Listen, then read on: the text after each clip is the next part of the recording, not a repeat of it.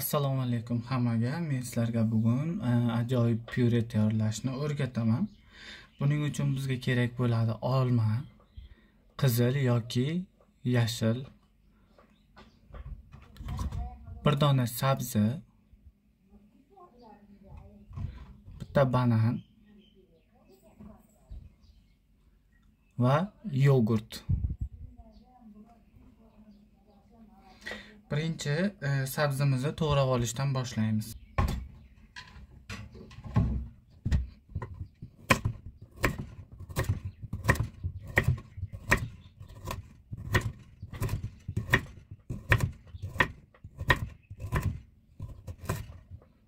Oxirigacha qilmaymiz, chunki mana bunday o'zagi qattiq ezilmay qolishligi mumkin.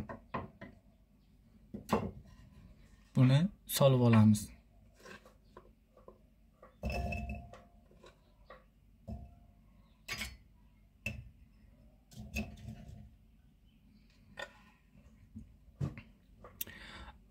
Keyingi navbatda olmamizni to'g'rab olamiz. Buni ichidan donaklarini va mana bu yerdagi po'choqlarini albatta olishimiz kerak bo'ladi.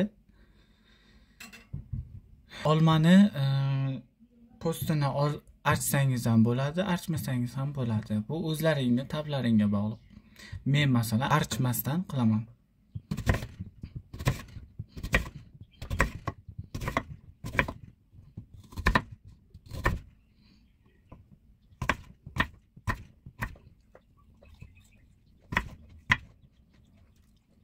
Olmani ham bundan maydaroq bo'laklarda bo'lib olamiz.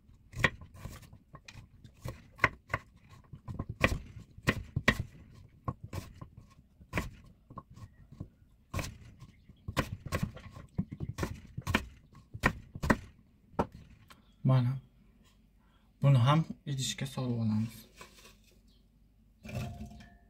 To'g'rirog'i blenderga.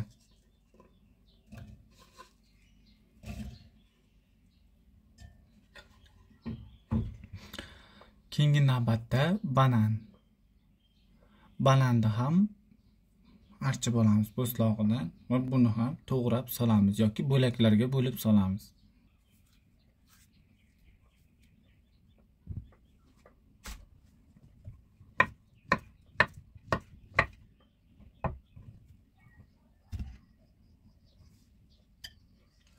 Mana hammasini solib oldik, bo'laklarga bo'lib.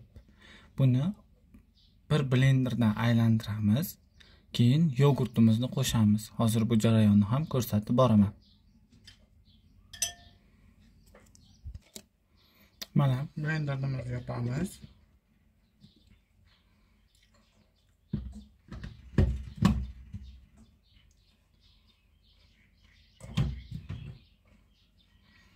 Birinchi tezligimizda aylantirib olamiz.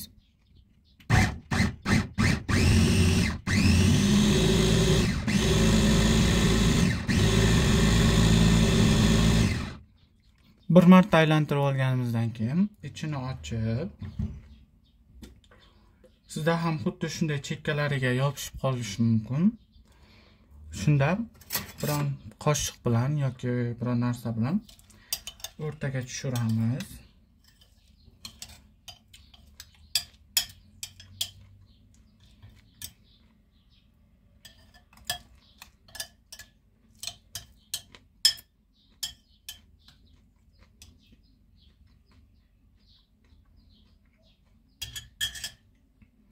Va yogurtimizni aralashtirib olamiz.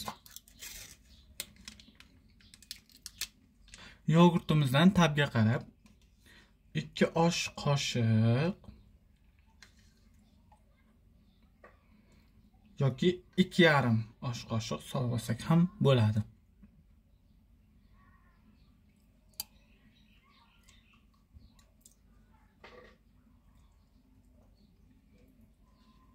Ikki osh qoshiq solsak, keyingi marta tayyorlashga ham albatta yetadi.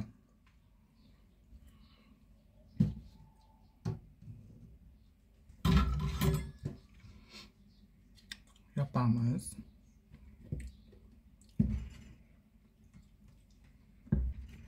va sal yuqoriroq tezlikda maydalab olamiz, ya'ni pyure holatiga kelguncha.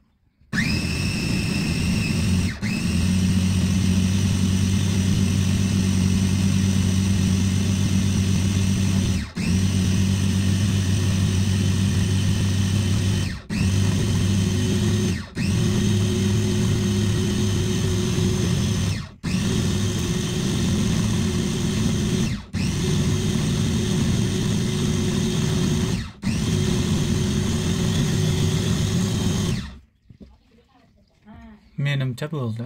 Hozir ochib ko'ramiz. Ha, bo'ldi. Xuddi mana shu holatdagi pyuremiz tayyor bo'ladi.